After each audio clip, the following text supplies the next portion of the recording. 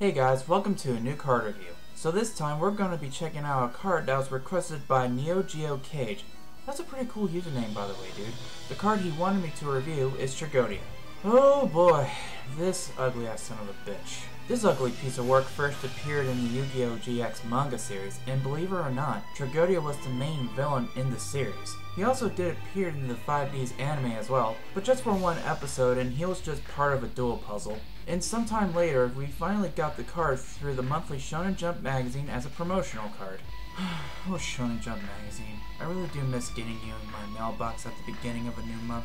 But now you've been taken over by digital media!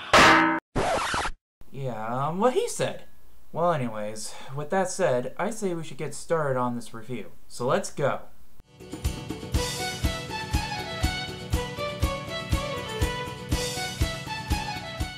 What can I say about this thing's artwork? Just look at it! What the frick is this thing supposed to be anyways? It looks like a mix of a demon and a crab. It's just so fucking weird. We see that its right arm is some form of a claw, which is the many reasons why I think it might be based on a crab, and its left arm is a basic looking arm. Like I said, fucking weird. We see that it has multiple legs, and we also see an abdomen that's holding the legs together, so it might be some form of an insect too? God, this thing is weird! We see spikes on its shoulders, some parts of its head, and we also see two large forms of spikes on its back. God damn, this thing is weird! I do like the background though. The red color works pretty well with its black armor shell. We also see some flashing light from the bottom, so it might be a summoning effect for the artwork, I'm guessing. So what else can I say about this thing's artwork? It's just so goddamn weird, and it kinda adds the creepy factor to it.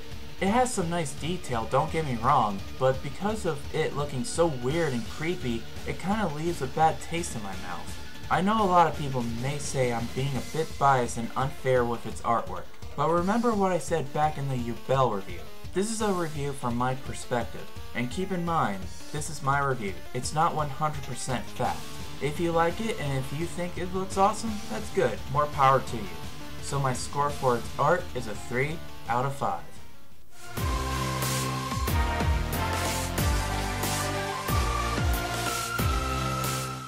Okay, let's check out its effect.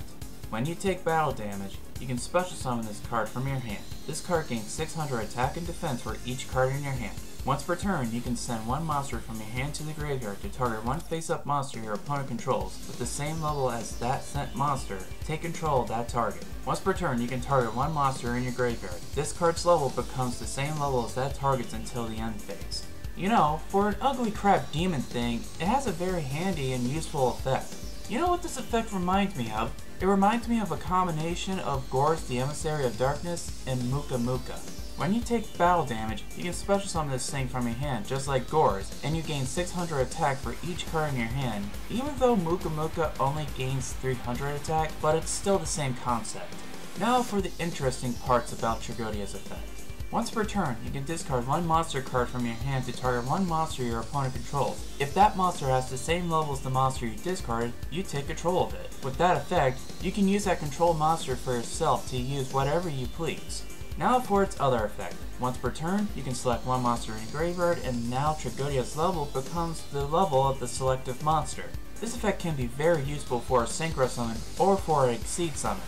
So overall, Tragoedia does have some very useful effects. You know, as they say, don't judge a book by its cover, or should I say card? Well, its score for its effect is a 4.5 out of 5.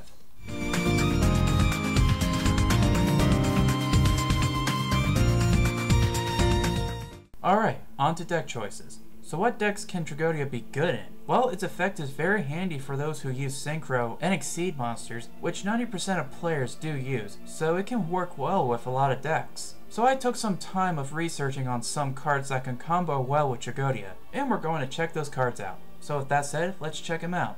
If you have a deck that has Junk Warrior in it, you can use Tragoedia's effect to make him level 2 or 1. And once you summon Junk Warrior when Tragoedia is on your field, Junk Warrior would gain whatever attack power Tragoedia has. Card D is useful to help Tragoedia gain more attack power. Just summon up Card D, then Tribute to draw 2 cards. Even though your turn ends right after that, but you at least have more cards in your hand. Spell cards like Infinite Cards and Holograph Lithograph are great cards to help boost up your hand size. Cause in the game, you can only have a limit of 6 cards in your hand. If you have more than 6, then at the end of your turn, you have to discard until you have 6 again. If I have to choose which card is better, it'll be Infinite Cards. But Holograph Lithograph is a great replacement if you don't have infinite cards. Galaxy Queen's Light can work well for Tragoedia. Just let him copy a level 7 or higher monster, then play Galaxy Queen's Light. Then all your monsters will become the same level as Tragoedia, so you can have an easier time to exceed summon for some powerful exceed monsters.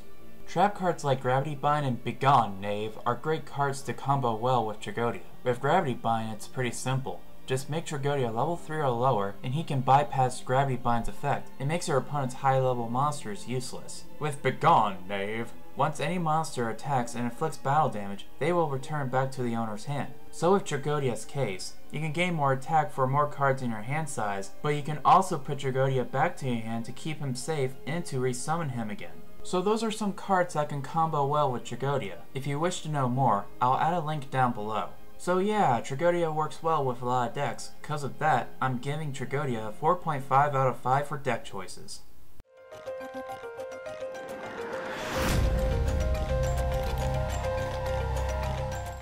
So overall, Tragoedia may be an ugly crap demon thing in art, but when it comes with its effect and for decks, it's really good and it's handy for synchro and exceed summoning.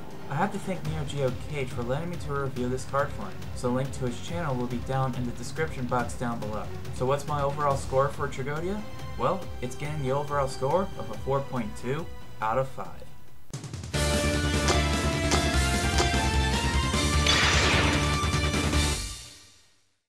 Well, that's it for this review, so next time we'll be checking out Valon de Sigma. So I hope you all enjoyed the video. This is Dragon Core 7, and I'll be seeing you all next time.